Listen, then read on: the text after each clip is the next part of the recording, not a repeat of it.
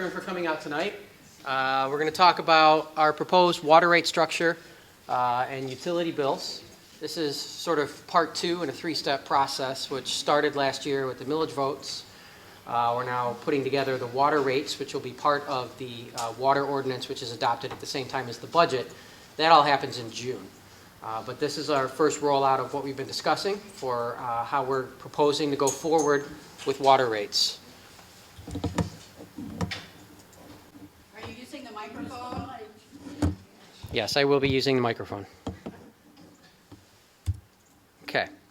So this is the key points, Cliff Notes version.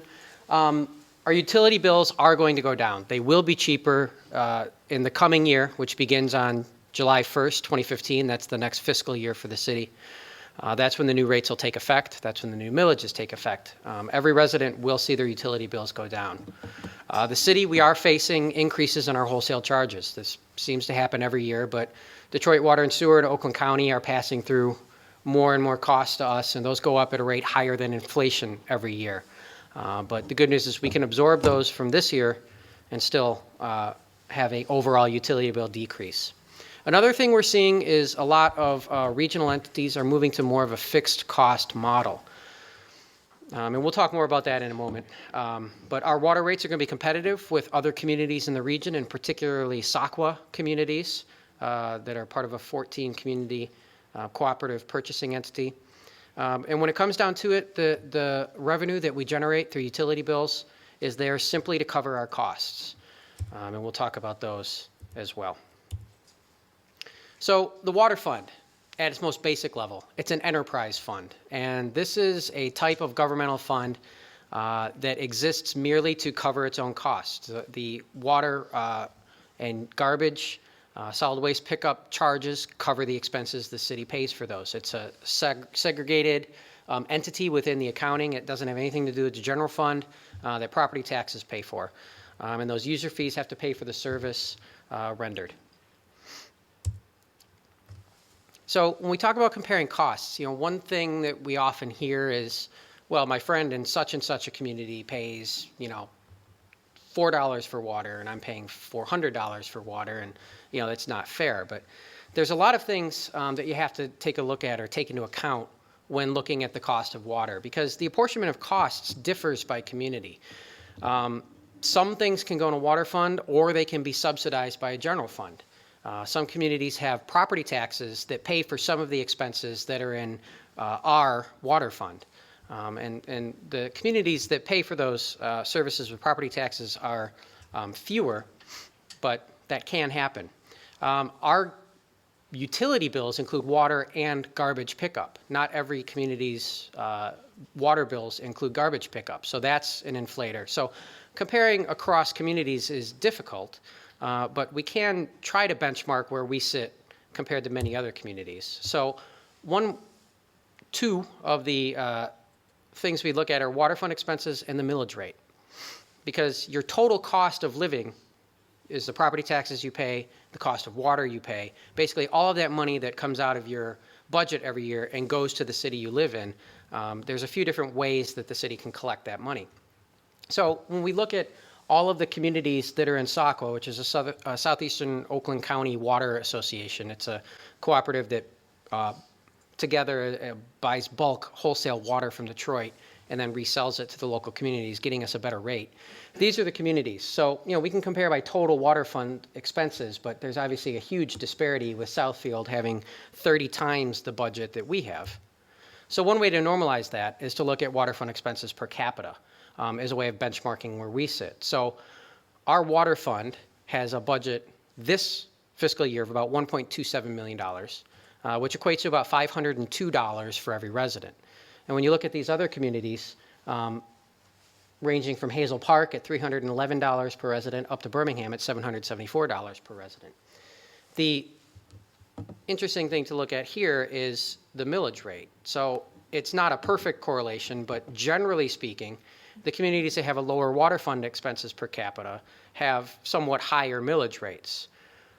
So you have the lowest millage rate in Birmingham and a high water fund expense per capita. Southfield has sort of high in both.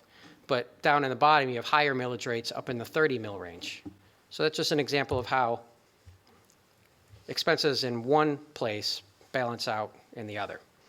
So when we order this by millage rate, this is just ordering the same communities by the other column, you'll see that Pleasant Ridge, right now, we are in the bottom grouping of 4.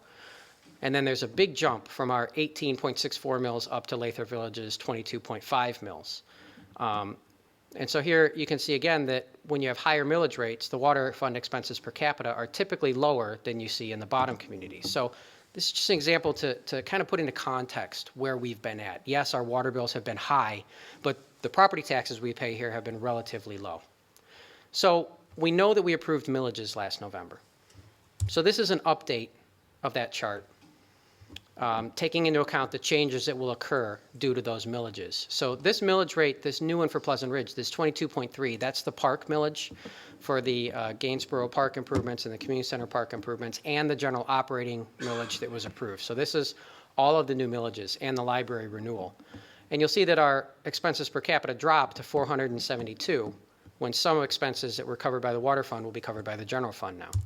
So what's happened is Pleasant Ridge, we haven't jumped over anybody in our millage rate. We're still a relatively low cost community from a millage rate perspective, but our water expenses will go down as well.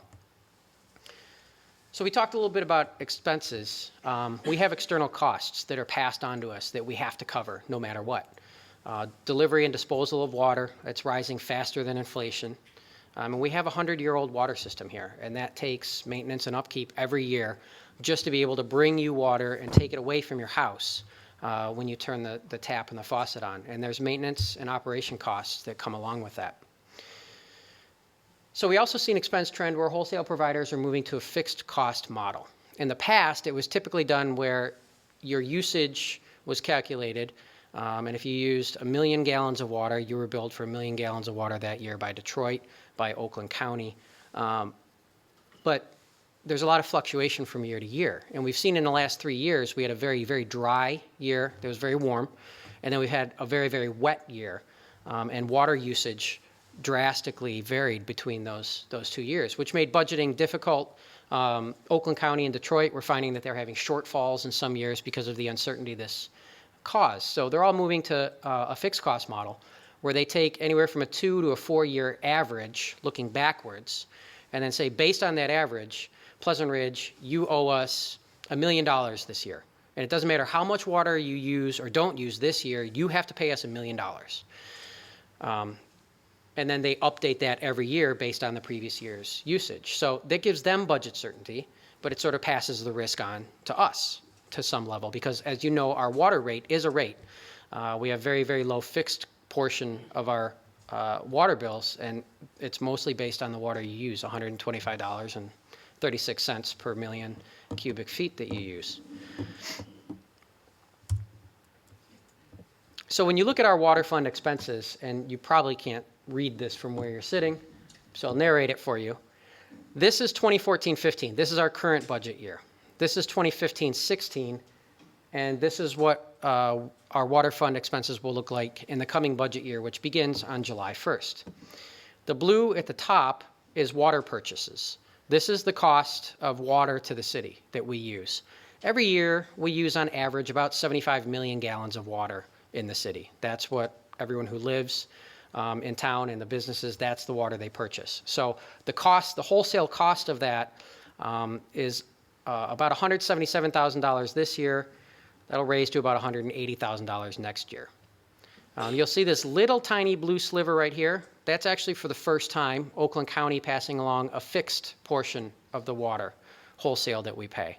So the variable portion of our water is $180,000 or $177,000 this year, but we're also going to have for the first time an $18,000 fixed water charge from Oakland County. So our total cost of water is going up to about $200,000 this year. This peach is the administrative charges, which are being largely offset by the new general operating millage. You'll see that drops to $30,000 here. That peach bar has gotten much smaller. This little gray sliver here is GW Kuhn drain debt. We'll talk about that. That's not changing. It's about $25,000 a year.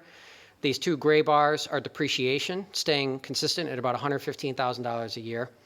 This is maintenance These brown bars, those are about $65,000 a year. Again, that's a cost we incur every year to fix the sewers when they start to collapse, or to fix water leads to people's houses, when they freeze in the wintertime. We have a number of those.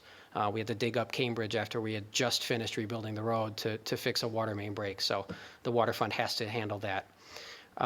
The yellow bar here is professional services. That's engineering. That's Royal Oak, who's our on-call water and sewer department.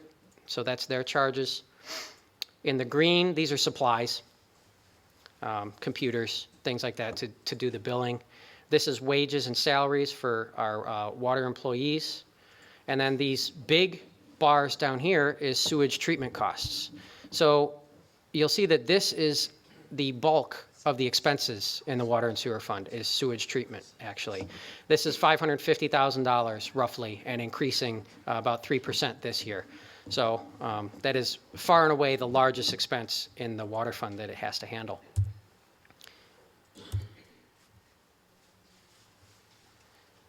Now, I'll talk briefly about the GW Kuhn drain.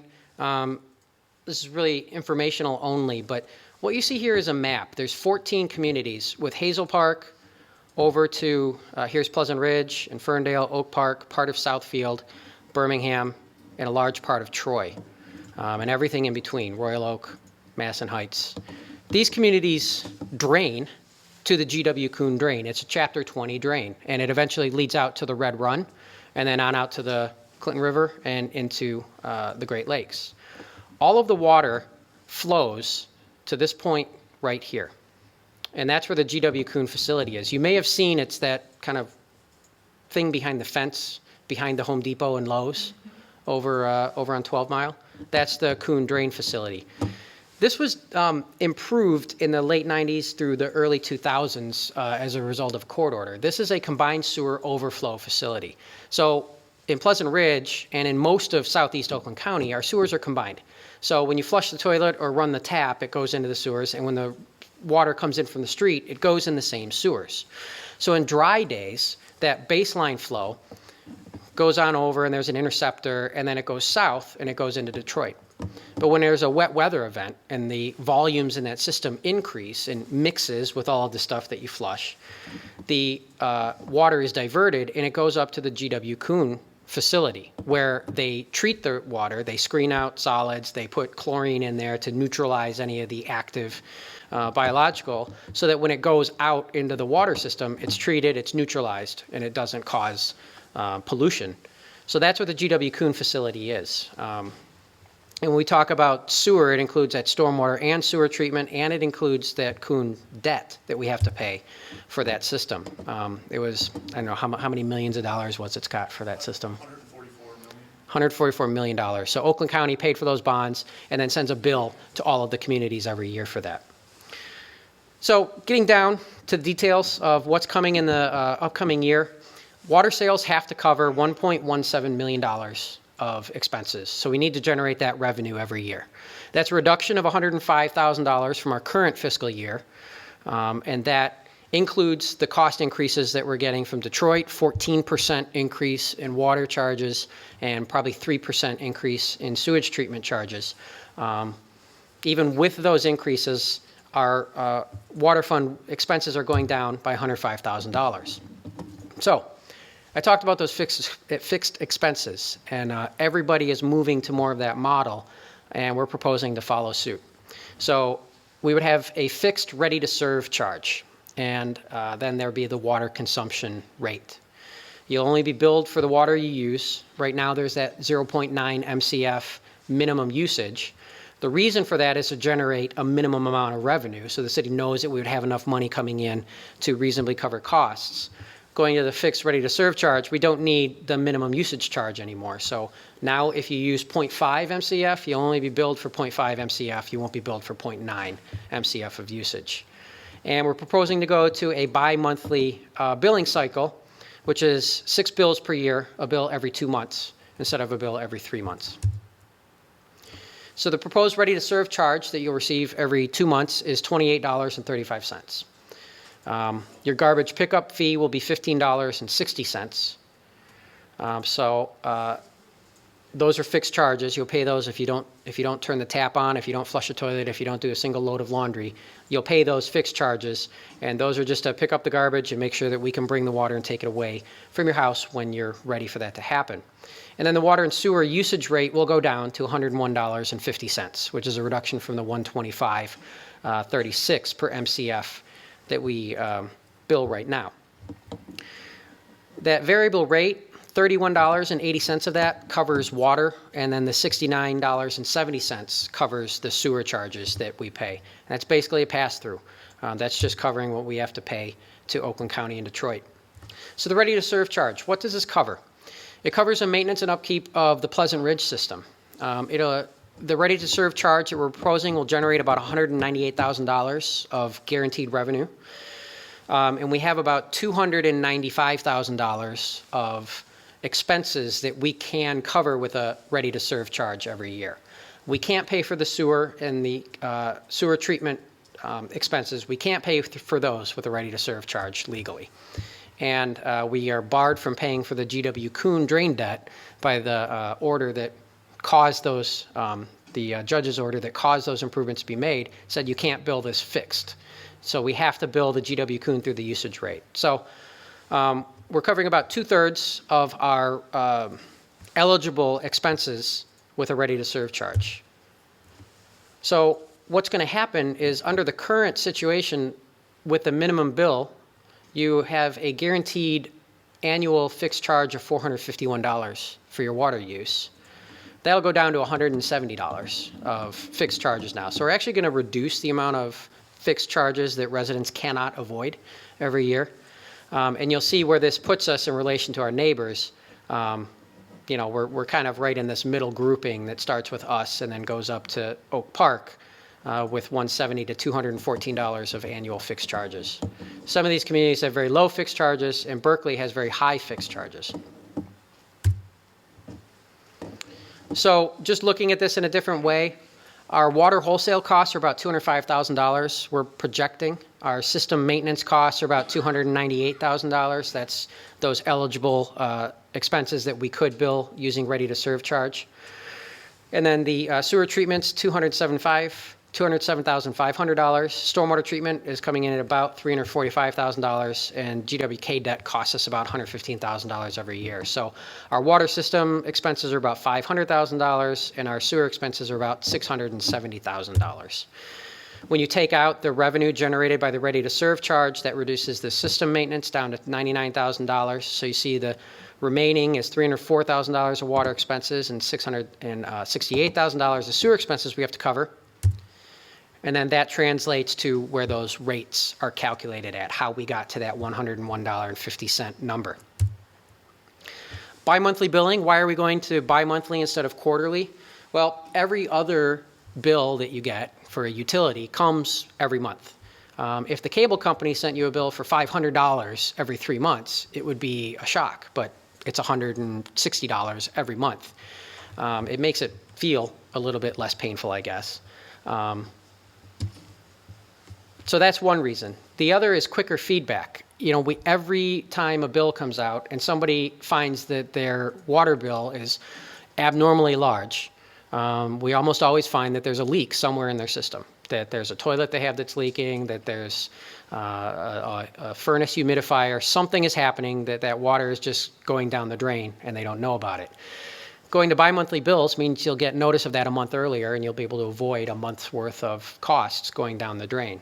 So that's quicker feedback. And also you can just adjust your usage based on more frequent feedback from your usage billing. We considered going to monthly billing, but we don't really have the administrative capacity to do that without adding more staff, without adding more technology. So we can stay on top of bi-monthly billing using the equipment and the staff that we have. So that's what we're proposing. We're not the only communities that will do bi-monthly billing. Southfield and Rochester Hills and Garden City do bi-monthly, and there's a number of communities that do monthly billing, typically larger communities, Sterling Heights, Pontiac, Commerce Township. So communities with a little bit more resources to do that can do monthly billing. So here's the comparison. Our fixed fee per bill under the proposed scenario, it'll be $28.35. Currently, it's $2.40. That's that meter read charge that's on your bill right now. The rate will be $101.50 compared to $125.36. Minimum water usage, 0, down from 0.9. So your minimum water charge per bill will be that $28.35 ready-to-serve charge. And your annual minimum water bill, assuming you use no water, would be $170.10. The garbage pickup fee, this one is going down by about half. So your annual garbage pickup fee will be $93.60 compared to $173.44 where it is right now. So your annual minimum utility bill will be $263.70 as opposed to $634 right now. And of course, any water you use is then piled on top of that. But the benefit of this system is you have a better ability to control the size of your bill by controlling the amount of water that you use. We're starting at a lower base point of fixed costs, and then you adjust from there based on your water usage. So I said earlier it's hard to compare across communities, but let's do it anyways. So you'll see Pleasant Ridge Old and Pleasant Ridge New. And this is the average water usage in Pleasant Ridge, 8.8 thousand cubic feet per year. One standard deviation from the mean on the low side is 1.8 MCF per year, and one on the high side is 15.7. So these are 3 scenarios for a low, average, and high water user. And this shows that what the impact of these changes will be. This is just water. This doesn't factor in those savings that everybody's going to get on their garbage pickup bills. But if you're a low user, your bill will go down by $120-something. An average user, the bill goes down by about $80, and then a high user, the bill goes down by $270. And the differences have to do with changing from the fixed charge at 0 versus the fixed charge being at 0.9. So it used to be a curve like this, and now it's a curve like this. So when you deflect that, there's a little bit different benefit that accrues to people on different points on that curve, but everybody will have lower bills. And you'll see that our bills, we were high. Now we'll be comparable, still a little bit higher, but comparable to many of the communities around us like Royal Oak, Huntington Woods, Lathrop Village. Our water costs on an annual basis will be competitive with those other communities, which was an important goal that we had to make sure that our water was competitive from a pricing standpoint. So the bottom line, all households are going to have lower utility bills. The average water savings will be $86 per year, and the garbage pickup savings will be $80 per year, and that's guaranteed. So the average total utility bill savings is $166 a year. And how much you save on water is a function of how much you use, and that is entirely up to you at this point. So that's the presentation. I think we spent 26 minutes on that, so I made the 30-minute limit. And with that, we'll open it up to discussion, comments, questions. The process from here is this will be going as a proposal to the City Commission as a rate ordinance that they have to adopt in June. So this is the proposed method going forward. We've tested this thoroughly to make sure that we'll still be able to cover our costs while accomplishing the revenue reduction. And with that, any questions? Jean? Would we be able to cut back on our sewer fees if more people used rain barrels and use that to water their lawns? No. And this is a question that I asked Oakland County last year. And Oakland County doesn't meter our stormwater runoff. It's done on a calculation basis. Now, the sewage cost, it's all basically fixed. So no, because one of the things that I was exploring was, can we do green infrastructure? Could we, instead of putting water in the sewers, could we divert it to rain gardens and put it back in the ground here? And we can do that, but there will be no payback from Oakland County because of the way that they calculate their charges. Still a good thing to do. Still a good thing to do, absolutely. And we started looking at some green infrastructure things, ways of infiltrating some of the street runoff, because it'll help with the ponding, that we get during heavy rain events, and it's just a good thing to do, but we won't get necessarily a financial payback from that. So, yes. It might be the same question she's asking, but are the other counties allowed to have like separate meters for their irrigation system, which they pay a different sewage on? Some communities do that, but none that I'm aware of in the Saukwa area. And again, I've explored this with the county as well. The presumption is they're often called irrigation meters. And, you know, the water that you put on your lawn presumably doesn't run off into the sewers. So that doesn't generate those sewage charges. But again, Oakland County doesn't meter the sewer, and so their fixed charges will be the same if we allow for irrigation meters. So what happens then is that water that you take and do that for the irrigation meter, and you're not charging the sewage charges on that, because our fixed costs don't change, the rate that everyone pays through their primary meter goes up. So then, you know, we might be looking at $150 per MCF for the water that you use in your house, and everybody pays that, even if you don't irrigate your lawn. So that... You're liable to use more water, which could do harm to everybody. Right, so that drastically changes the costs across everybody in the city by allowing for those. So most communities don't allow for them. You also have some issues. You also have some issues where you have to inspect those every year because people can divert the water from those into their house so that they don't pay the sewage on any of the water that they use. So there are some issues. You have cross-connection issues with those. So, yeah, we have explored that though. Yes. Well, will we get a regular bill then in June? When would the every 2 months billing start? Great question. So what will happen is right now, our water billing cycle covers May, June, and July, even though our fiscal year starts on July 1st. So we always have to apportion part of that one bill over 2 fiscal years. And when the rate gets set, that rate is retroactively applied to the previous fiscal year. So what we're going to do when we go to the 2-month billing cycle is you will get a bill for May and June. It'll be a 2-month bill, but it'll be under the current billing system. So we're going to prorate everything. It'll be a 0.6 MCF minimum usage charge. Your garbage pickup fee on that bill will be 2/3. $43.60, I think, is the fixed garbage charge. It'll be 2/3 of that. And then that'll be for the last fiscal year. That'll be the last bill under the old system. And then we'll start with the new billing cycle starting on July 1 so that our bills and our fiscal year line up. So then there will be a bill for July and August. You'll receive that bill in September, pay it in October. That will be the first bill under the new billing cycle.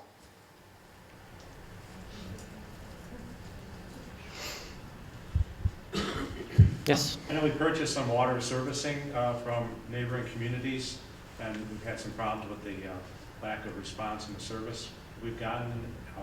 Is there any opportunity to look around, maybe see if somebody else can provide either better service or the same service at lower cost than what they're providing, particularly in the city of Royal Oak, has been problematic? I'm not sure what's been problematic. Well, last winter I had a water line from the city freeze underneath the street. I went 40 days in my home without water service. When the boiler ran out, heat shut off. We had thousands of dollars worth of damage because the city of Royal Oak wouldn't put me up on the list to come out and fix the problem, restore water service. And to tap it off, I got a $150 water bill for that time period. Okay. I'm not sure. We haven't heard many complaints. Royal Oak is typically pretty responsive. 40 days is not responsive. I understand. Let me look into that. Okay, Scott's familiar with the situation. Okay. Yes, that is something we could bid. The fact of the matter is there's not a lot of communities that could provide the level of service to us, but we could do that. The costs we pay to Royal Oak are pretty good compared to what we've paid in the past, just benchmarking looking backwards. But if the service quality isn't there, something we could look into.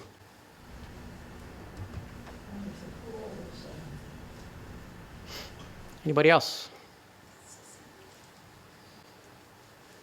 Okay, we have some fact sheets that basically summarize everything we've talked about, but those are available in the back if you want to take one of those with you. We'll make those available on the website for anyone who may be watching online or on TV.